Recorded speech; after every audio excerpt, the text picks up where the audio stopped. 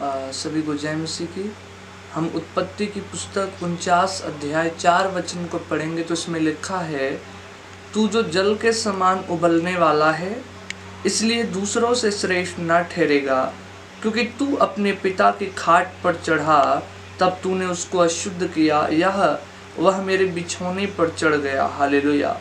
Bible कहती है कि याकूब का बड़ा बेटा रूबेन, बाइबल कहती है उसके विषय में कि तू जो जल के समान उबलने वाला है, यानी क्रोध करने वाला व्यक्ति। और बाइबल कहती है कि तूने अपने पिता की खाट पर चढ़ा तब तूने उसको अशुद्ध किया, वह मेरे बिछौने पर चढ़ गया, यानी वह व्यभिचार किया अपने सौतेली माता के साथ।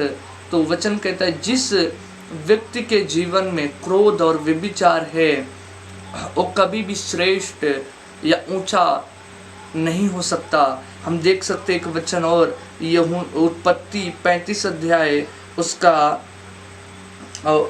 22 वचन, तो इसमें लिखा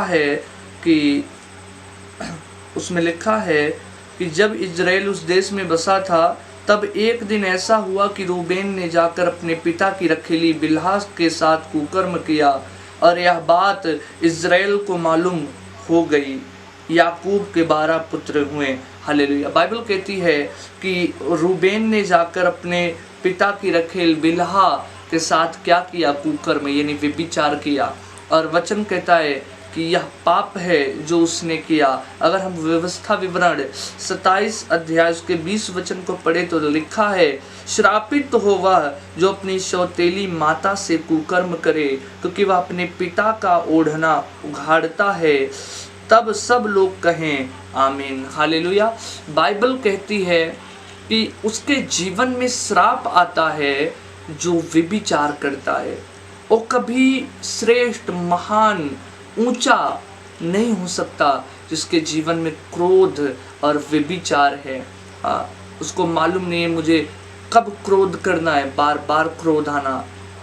वचन कहता है ये भी ठीक नहीं, क्योंकि उसकी श्रेष्ठता को कम करेगी।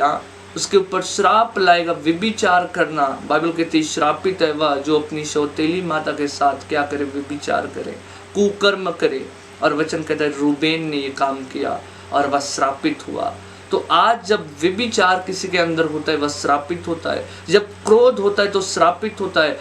ये चीज़ें उन्हें बढ़ने नहीं देती। आप समझ पा रहे हैं? और शैतान इन चीज़ों को हमारे जीवन में क्या करता है? भेजता है, ये हथियार बनाता है वो अपना, कि इस्तेमाल करता है व्यभिचार की तरह, क्रोध डाल के, व्यभिचार डाल के, ताकि हम श्रापित हों। और परमेश्वर हमें आशीष देना चाहता है। हालेलुया। तो हम क्रोध को अपने जीवन से खत्म करें, व्यभिचार को अपने जीवन से खत्म करें, ताकि हम उस महिमा में, उस आशीष में बढ़ सके जो परमेश्वर ने हमारे लिए रखा है। हालेलुया। आमीन।